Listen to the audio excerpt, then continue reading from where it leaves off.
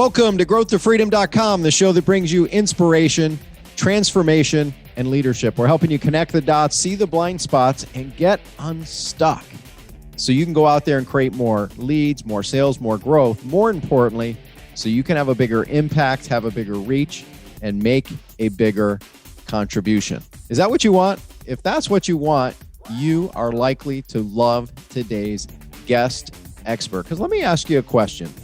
Do you believe that with everything you've been through these last few months, maybe this last year or so, that maybe, just maybe, life is like a negotiation, right? And would you love to have the ability to discover the secrets of how relationships actually play a far bigger role in negotiating than maybe you've been led to believe? And what if you could learn how to confidently negotiate in an authentic way by better understanding your personal value, as well as being able to communicate your story in a genuine way to negotiate better? What would that be worth to you? Well, today's guest expert is the definitive expert to be able to share with you how to be able to do just that. Her name is Morvarid Taheripour, and when I say that she's got an extensive background in helping people just like you, bigger companies, small companies, everywhere in between, that would be a complete understatement. So I just want to make sure I get this accurate, because check this out. She is a globally recognized executive with over 2 decades of negotiation, diversity, and inclusion in sports industry experience. She teaches negotiation and dispute resolution at the Wharton School of the University of Pennsylvania. She's on the faculty of the Legal Studies and Business Ethics Department and a 7-time recipient of awards for excellence in teaching.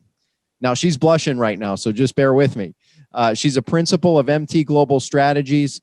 She's worked as a consultant for diverse clients, including major sports teams and leagues, Fortune 100 companies, universities, foundations, charities, and professional associations. Some of her clients have included Goldman Sachs, Major League Baseball, National Basketball Association, the National Football League, the National Football League Players Association, Wells Fargo, UPS, the list goes on and on. So let me ask you this. If they trust her to help with their negotiations, what could she help you with?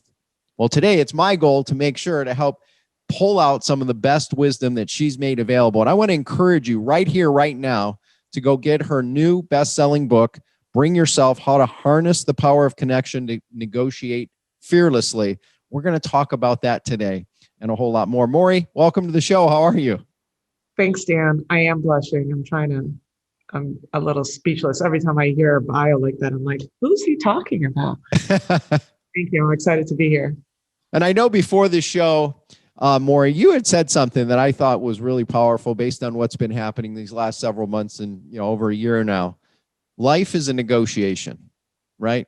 Yeah. Talk about that a little bit, your context of that, and how you see it showing up today for everyone, all of us, you, me, everybody. Yeah, so it's funny, when I first started teaching the subject, every class, every student, there was some level of anxiety, for some more than others. And I started understanding that the fact that people had so much anxiety around it was because they would think about negotiations in the context of a transaction of some sort that they had that had gone wrong, or a big negotiations that they had where there was sort of the winner, the loser. Unfortunately, they had ended up on the losing end of things. And so they were like scarred by these experiences. And so, the minute they heard the word negotiations, it's like that level of anxiety just went up. And they were typically taking the class to learn how to do those things better, meaning those transactions. And my perspective on negotiations, if it had been just that, I probably never would have been teaching it, because to me, negotiations is literally something we do from the moment we get up in the morning to when we go to sleep at night, right? From what you're going to wear to, the negotiations with your kids and the breakfast, the putting them to bed, your significant other, parents, yourself, throughout the day, big decisions that you're making. And so it's sort of like the soundtrack of our lives. And I loved sort of the power behind that, because the minute I would realign this notion of what negotiations is from my perspective and tell them what the class is all about, is to really be able to navigate those daily conversations and those daily decisions, in addition to some of those other sort of the transactional conversations. It's like people would sit back a little bit more comfortably, and you could see them sort of, first of all, breathing a sigh of relief because they were like, oh, okay, so maybe this is something that I'm actually better at doing than I thought I was, because it's such a larger context. And so it became more about navigating life and your decisions as opposed to a mere transaction of sorts. So it became far more interesting. And so that was really the context in which I wrote the book, and the way I see us navigating things over this past year plus. Somebody asked me a couple of weeks ago, don't you get tired of, because I do so many podcasts and things like that for the book, don't you get tired of saying the same things over and over again? I said, that's the thing, it hasn't been the same. The negotiations we've had from the moment we sort of went into quarantine have been so different along every part of this journey. We went from how to change the way we work to how to negotiate conversations that we were having in the household between sharing responsibilities, to parents who were now all of a sudden parents and school teachers, right? Figuring out how they were going to do that. Then we went into companies trying to figure out what they were going to do with their employees. Do they go after a small business loan and keep the employees on and take on that risk, deciding how long they were going to be able to do this? Or were they going to just sort of lay people off and start anew when the economy goes back? And then, the whole issue around the vaccines, and now all of a sudden everything's sped up and we're going back a lot faster than maybe most people thought. So the conversation's been different. And I say that to say there's a very long answer to your question, is that negotiations is life and it changes all the time. And maybe the core negotiations through all of this is the one with yourself, because you at the end of the day are the one navigating those conversations. But it's so interesting. It's like this elegant dance that we do all the time. And sometimes it's easier than others and sometimes it's not, but it's just life. That's right. Life is a negotiation. And like, what if you could get more clarity on how to win and help others win in this great game called life, right? How cool would that be? And I think you're going to find some amazing insights, and we're going to be able to give you a snapshot of what some of those insights. If you want to go deeper, again, I want to encourage you to go get her book right now. Go to Amazon. You can go check out her site. We'll give all the resources out. We'll have links in the show notes for you. Bring yourself, how to harness the power of connection and negotiate fearlessly. You can get it, share it with some people you care about. You got, some holidays coming up, Father's Day gifts, Mom's Day gifts. You've got birthdays, you've got holidays, and a whole lot more that you can share. And by the way, if you want to come back to this episode, number one, I encourage you, grab a pen and grab a piece of paper and jot down some notes. You can come back to this episode at growthtofreedom.com/329. That's growthtofreedom.com/329. If you never want to miss an episode, go to growthtofreedom.com/subscribe. That's growthtofreedom.com/subscribe. Now, most of us have a backstory of like why we're doing what we're doing or what our focus is at that given time, Maury. I'm going to put a spotlight on here, and this is probably not something you would expect, but can you think to a time when you experienced like a terrible negotiation yourself, like a personal story, like you made a huge mistake or it was like one of your biggest failures maybe? Like what happened? And then what did you learn from it that maybe our viewers and our listeners could learn from it too? Yeah, it's funny because, I talk about this in my book. The book is sort of written in almost an autobiographical format. So I do not preach from the perch of perfection at all. So I'm hoping that some of I won't even say mistakes, because mistakes oftentimes become really big lessons. And so yes, those lessons are what I want to communicate, not just from my own perspective, but from the perspective of students that I've had, small business owners I've worked with, athletes I've worked with. And the common thread is, and through all of this, is that we do have those challenges. We do have those, the blocks over which we stumble. And then if used appropriately, those lessons then inform us forever, as opposed to sort of scarring us forever and you never getting over them. These are really formative experiences. And mine is probably, and I talk about this in the book, is I started my own company in partnership with somebody at a very young age. I was planning to go to business school and got an offer I simply could not refuse. I was working in public health at the time and doing a lot of social marketing and working with high-risk populations around communicable diseases like HIV/AIDS, and using athlete celebrities and really sort of innovative formats through which we communicated the messages to these communities. And I got a great offer, and I thought, you know what, I can defer business school, so I'm going to start this company. I was very young, and I thought at that time that the only way to be able to do this successfully was to ask my former boss at the time, a dear friend at the time, to partner with me. And he was much, much older than me. In fact, he was getting ready to retire. And I thought, I need him to, with his experience, to lead sort of a lot of the decision making and the guidance on this. It could only work if I had somebody like him with me. And I learned a lot. I really did. He did have a breadth and depth of experience, but after a certain amount of time, what I started to realize was that our values were really different around certain things, and we saw decisions in very different ways. Except I just kept underplaying my own power. I thought I must be the one who's wrong, right? What do I know? I've not, done this stuff. And after a while, and I'm going to give you the very, very, very, very sort of executive sort of overview of this. Like, I can't give you the full perspective because it would just take too long. But at the end of the day, I realized that over time I was becoming less excited about being in the business. And it was wearing me out in a lot of ways, right? The excitement I had at the beginning was dissipating. And part of it was the challenges of being in business, right? I got that great opportunity at the first part, but then we had so many economic downturns. Silicon Valley went bust. So we started in 1997. Silicon Valley went bust. Then the economy turned quite sour. Then it was just sort of this up and down, and you get exhausted. Yes. But what I learned was that exhaustion kind of really sort of weighs you down even more when you're not all that excited about the business anymore, right? The resilience factor sort of goes away. And it took about 10 years for me to come to the point where I said, I just can't. I'm not happy. I don't feel like I'm living in my values. It can't possibly be that I'm wrong all the time. And so I feel like I have more knowledge at this point. I feel like I have more experience, and I want to carry out business in a certain way that is maybe not the same as the way he wants to do this.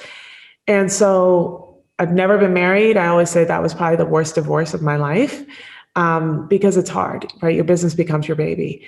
And finally, when I found my voice, when I was very ready to stand in my convictions, lead in a way that affirmed my values, is when I said, I think we should just basically shut this down and really separate. And I can't. And so that was, I wouldn't call it a mistake, because sure, I made mistakes along the way, but I feel like it was me growing into myself and feeling more confident about my voice, and feeling like even if I didn't have experience in a certain way, I had the wherewithal and the better judgment and intuition at that point to trust myself to make certain decisions. And I wanted to be happy. If I was going to work that hard, I wanted to give me joy and excitement again. And so,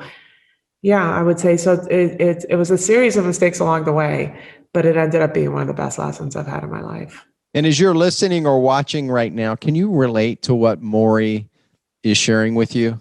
Right? Have you ever found yourself in a place where, you were like newer in your industry, and yet you knew you had a lot of value, but maybe you downplayed it internally, especially, and had to deal with these types of adversities, the ups and downs, and it wearing you out, being suffering from exhaustion or burnout or overwhelm, right? Only to then have that critical choice. what do you do? What do you do? And so, if someone's experiencing that, Maury, this, call it this doubt, this reevaluation phase. You talked about living in your values, and maybe that's the solution, right? Well, what advice would you give to someone who might be downplaying their value in a place of uncertainty, lack of confidence, kind of like their version of what you described for you, for them? What advice would you give them to better negotiate for their future? I think we have to do what some of us have had a little bit more time to do during this pandemic, actually, which is give ourselves adequate amount of time for self-reflection on a regular basis, checking in with yourself, right? Entrepreneurship is hard. It's hard. It's, you sort of feel like you're in an island onto yourself anyway, right? Your friends and family members may not know what it's like, but all the risks, I always talk about the blood, sweat, and tears, the amount of sort of grit that you have to use to sort of day in and day out, the risk you've taken, all of those things. And so, first of all, forget even everything I just talked about, just the daily routine and the wear and tear on your body, your sort of your physical health, your mental health, your emotional health. If you don't sort of take that time to sort of sit back and say, how am I doing? Right? Am I well? Right? Why am I so tired all the time? Or, I'm not feeling like I'm waking up excited anymore, or my relationships around me are starting to suffer, right? That I don't really necessarily believe in work-life balance, because I think that to be in that constant state of balance is really almost impossible. Mm-hmm. But I think that there are certain things that take more priority at certain times, and you concede other things, and then sort of vice versa. But it can't be that one thing is always put to the side. And usually that's things like our family, or maybe again, our physical health. You stop working out because there's no time, you don't get enough sleep.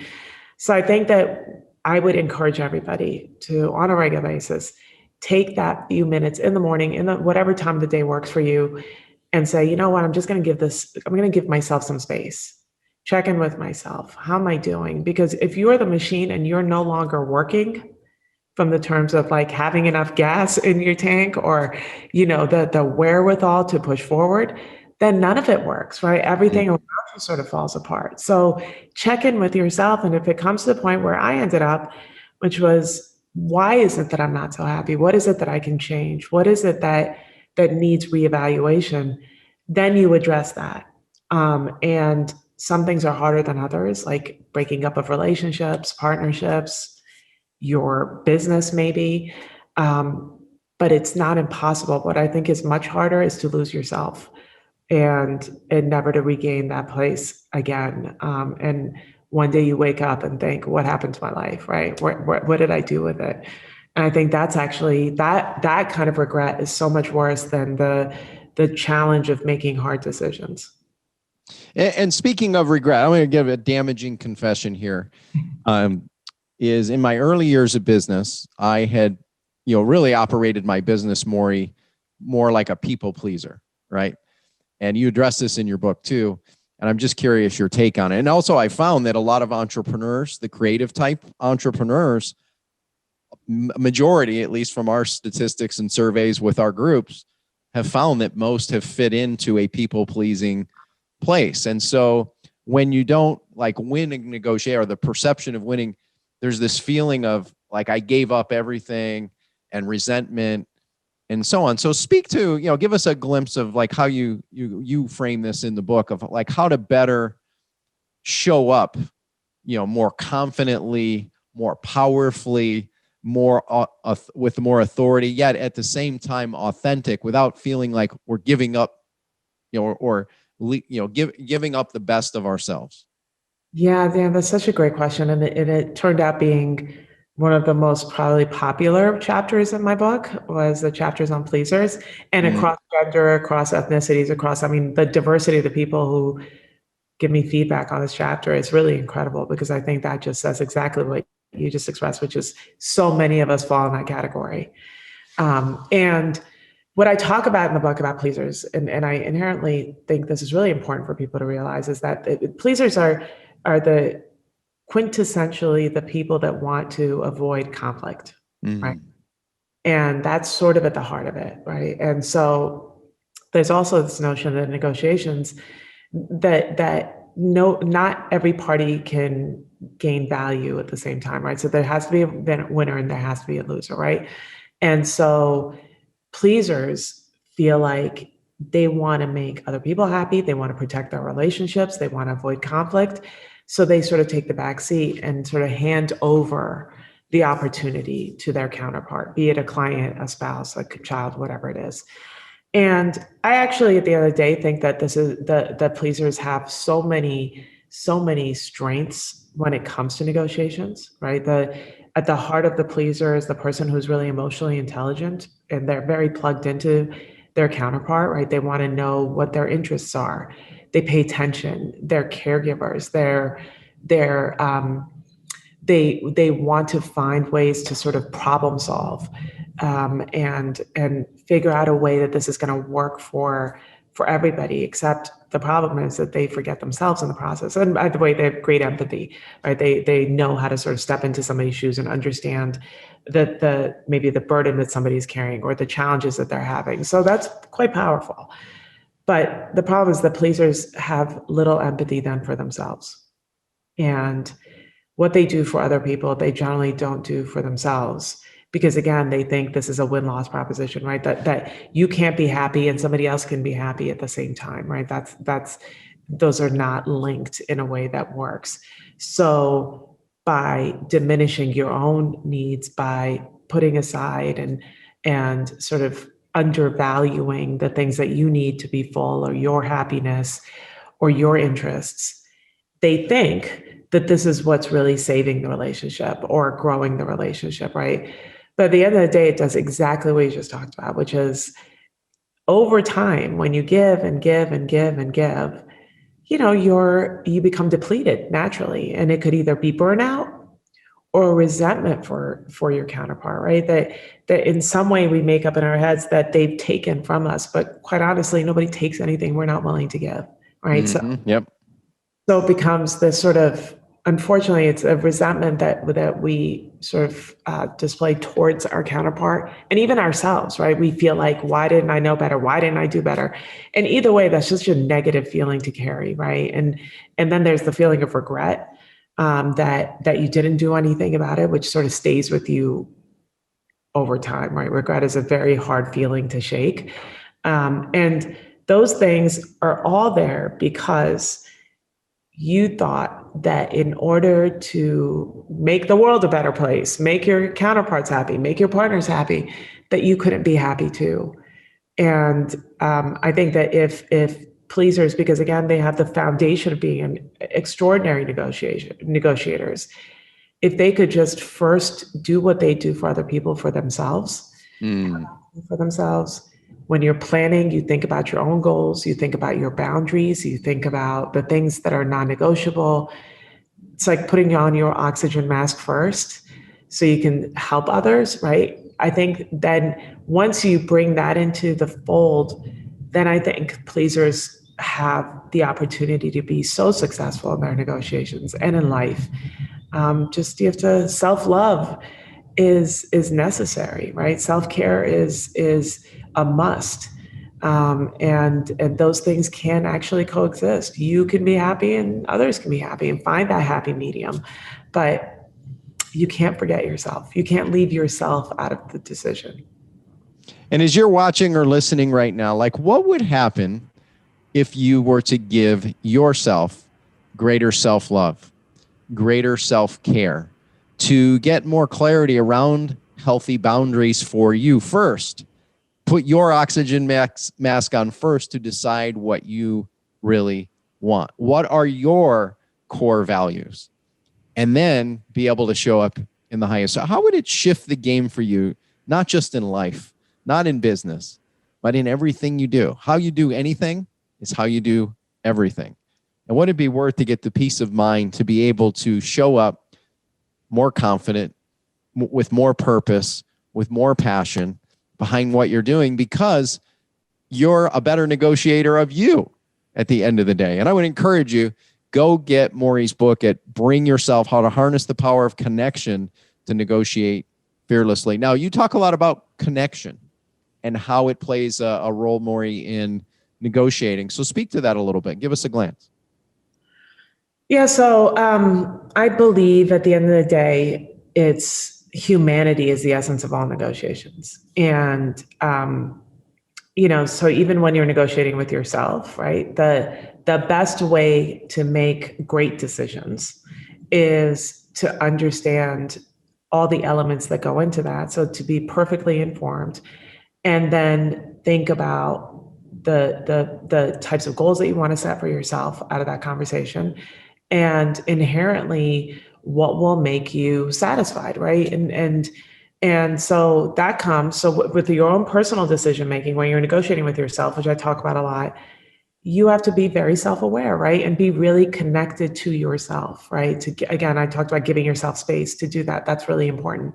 When you're negotiating with other people, the ability to make connections, and be it even something as transactional as a car purchase, home purchase, or longer term negotiations with your suppliers and vendors and customers.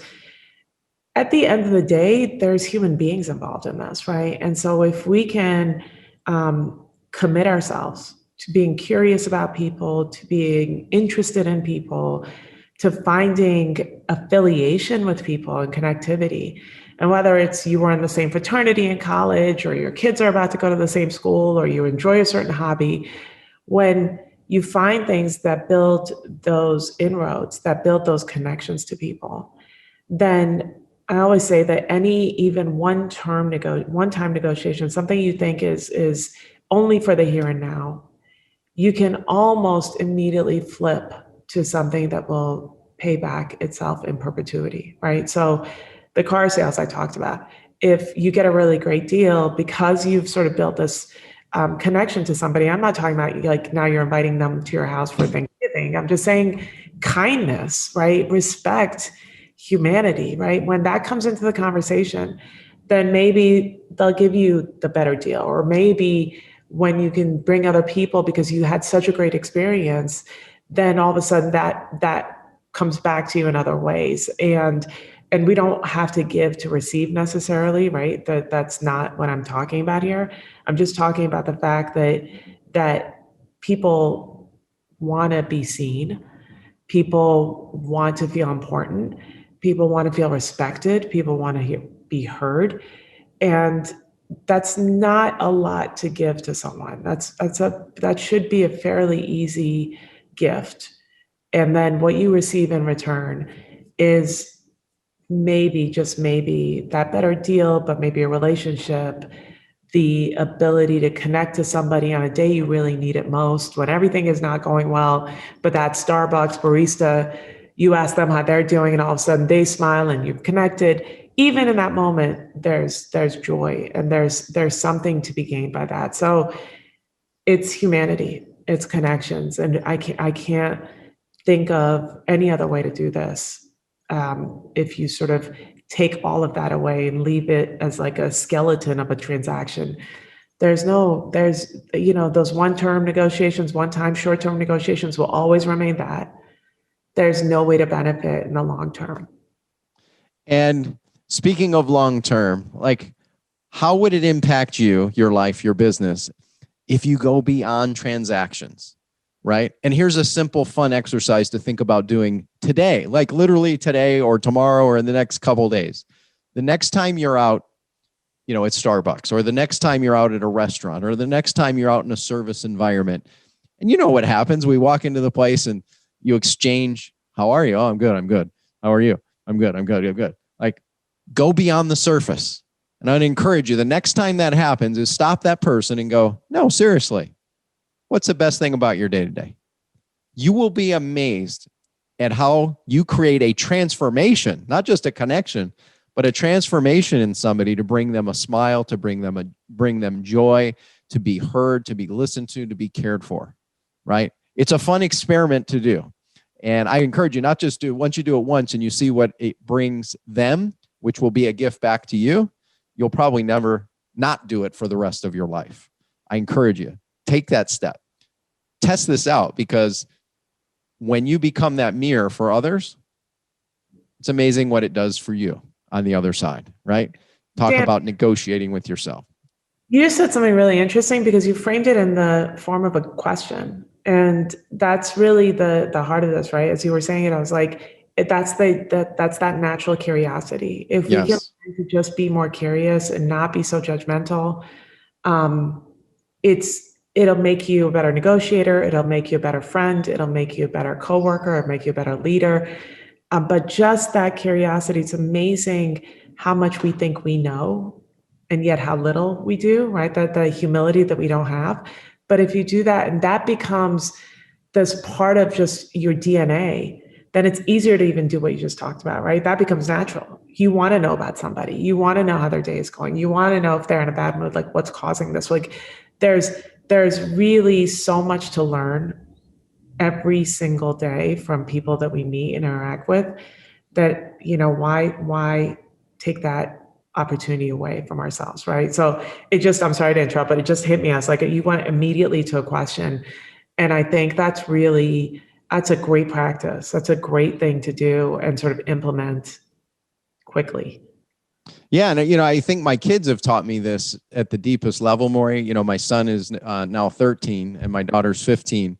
And my son is just, since he's been like, I don't know, 5 years old, he's always like, why this, Dad? And what about this, Dad? And it got me to rethink all kinds of stuff, so that's a personal thing where you can just go out today and, do that. And another one, like how many of us have been at networking meetings, Maury, where we are asked to do our elevator pitch? Like, what do you, or you meet somebody and they go, what do you do? Right. And again, it's very surface level.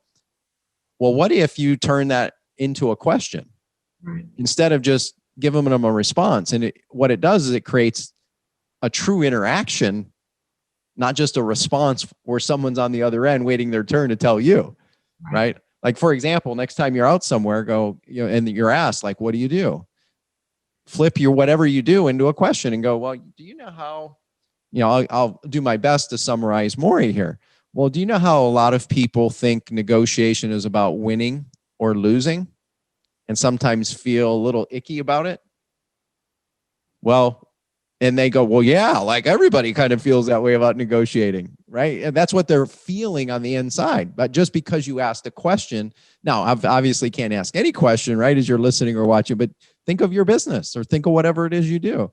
Turn it into a question that would likely be something that would benefit somebody. And likely you'll have a lot of people, well, yeah. Now go into what you do and you've got more of a true connection, right? It's being curious. Man, there's so much we've covered here, and there's so much more I want to cover with you, Maury. Let's start with this. I mean, you've given us a glimpse of, where you're at. I mean, you've had all kinds of results with all these amazing companies and athletes and, big execs, small business owners, and everything in between. Can you think of like a favorite recent example or story of someone that, you worked with, and like before working with you, they were struggling with negotiating, and now they've, kind of adopted, all the things you've talked about and more today, and what happened for them? Can you share that? I'd love to just get that perspective. Yeah.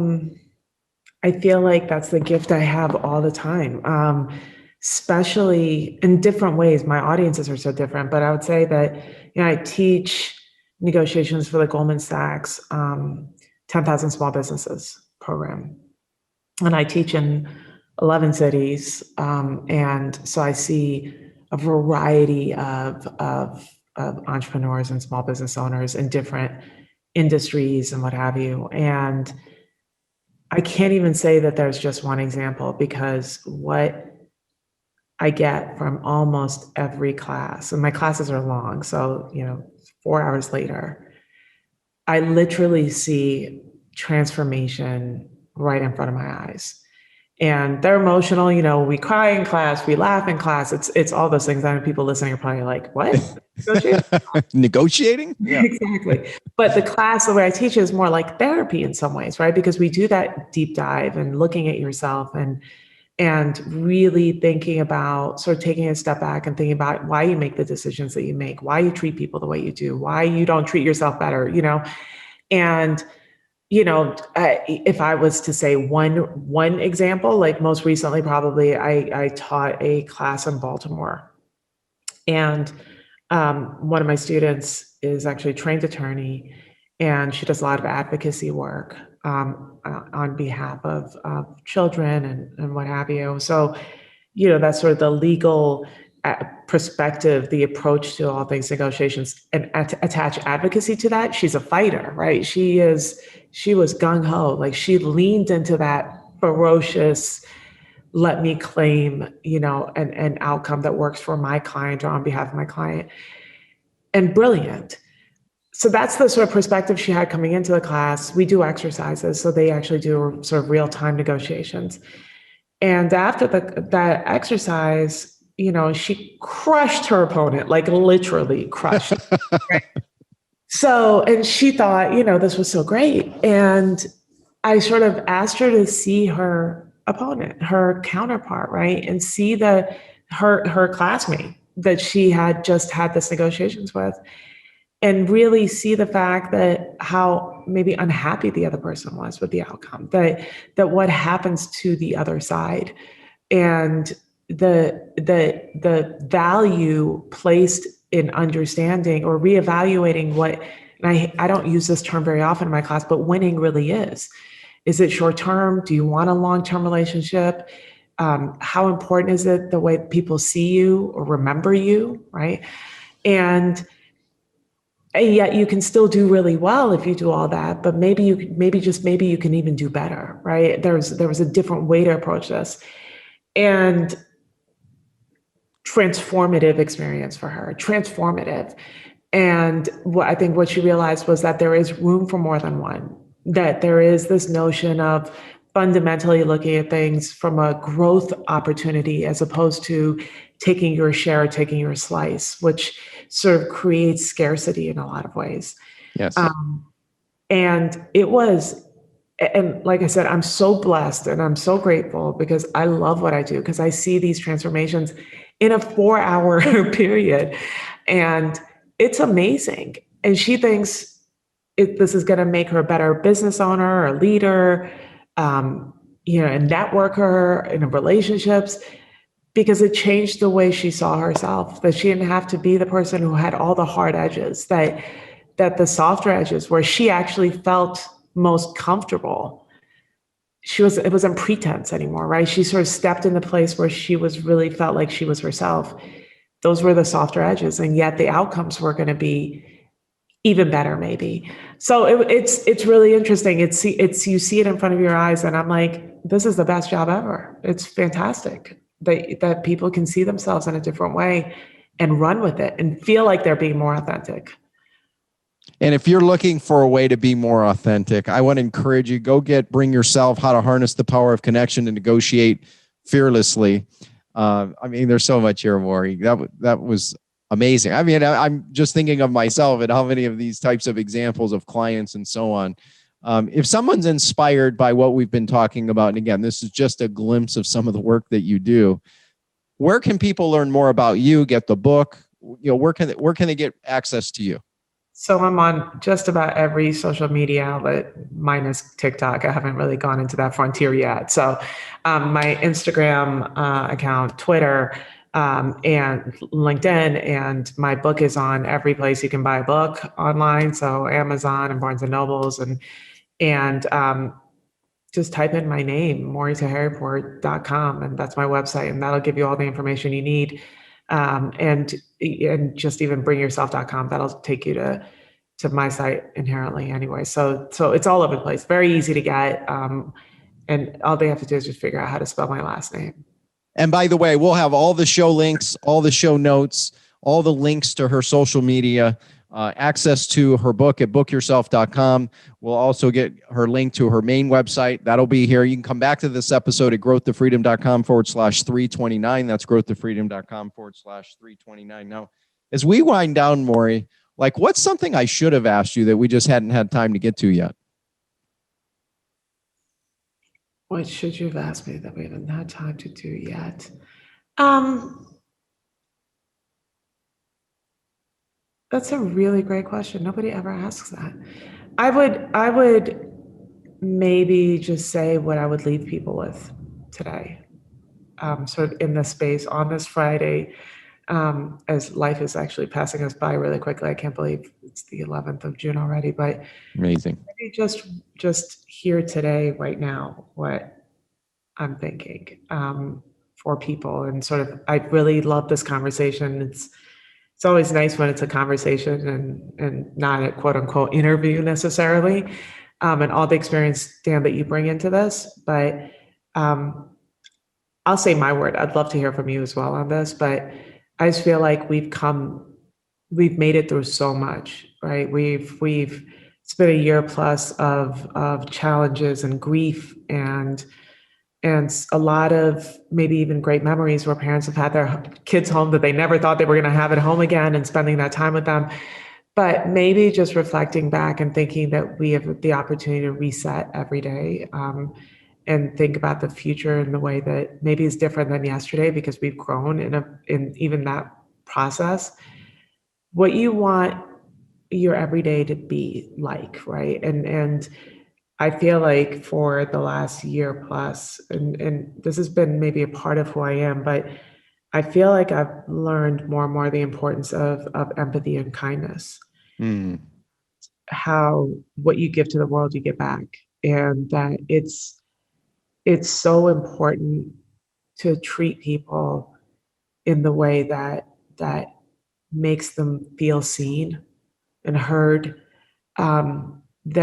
That's been really the gift of this year and a half for me. I've felt so connected to other authors who may have launched their book during this time, to people that have lost loved ones, because I have two, not necessarily during this pandemic, but losses that I've had over the years, to people who are celebrating their friendships and their joy, and just the kindness that you extend to people. I think today I just want to sort of step in that. I want to stay there because I think it's really important. What would you say, Dan? What do you want to leave people here today with?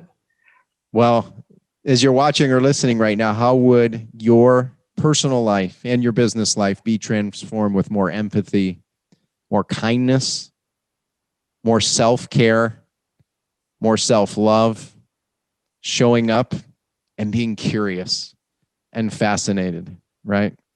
And then being selfish enough so that you can actually be selfless with others by tuning into like you, right? Tuning into you of like, what are your real wants? Like, what do you want? Who are you? What do you stand for? Right? When you get that kind of clarity, which, Maury's done an amazing job in such a short period of time to just give you some nuggets to walk away with to get that clarity. How would your life be transformed? Not just in negotiating, but as a spouse, as a parent, as a friend, as a leader, as an executive. Ideally, whatever it is for you is a game changer, right? That's what I'd leave you with today. Love that. Wow, that's powerful. That's powerful. I mean, I got chills on the back of my neck. Not to sound corny, but it is what it is. And as you're listening or you're watching right now, I encourage you. Number one, come back to this episode. There's so much wisdom that Maury has shared with you. You can do that at growthtofreedom.com/329. That's growthtofreedom.com/329. I would encourage you to go get her book. Check out what she's doing. You can go to bringyourself.com. You can also go to her website. Again, all the links will be here in the show notes as well. And take action with what Maury's shared with you. Give yourself that gift. Go out, be more curious. Outdated traditional negotiation is outdated. Traditional negotiating tactics, techniques, one-liners, that's outdated. That's a thing of the past. I mean, if you want to keep doing it, keep going for it. But if you want to show up more confidently, more genuine, more authentic, to truly build connections, long-lasting relationships where everyone has a better way as a result of coming in connection with you, then start applying what Maury's been sharing with you. Seize the day. Make it a great week. We'll see you next time on growthtofreedom.com. Thank you. Thanks for listening to this episode of growthtofreedom.com. Are you struggling to get a steady flow of new clients every day? Or maybe hit a plateau or hit a wall in growing your business? Well, let's help you solve this problem today. Let's review your business and have a conversation. You can do that for free today at breakthroughstrategycall.com. That's breakthroughstrategycall.com. In addition, if you're looking for a simple way to implement some of what we've been talking about in today's episode, then I want to encourage you to get our free small business toolkit. You can get that at activate.breakthrough3x.com. That's activate.breakthrough3x.com. If you'd like access to the special resources and all the show notes for this special episode, make sure to visit growthtofreedom.com.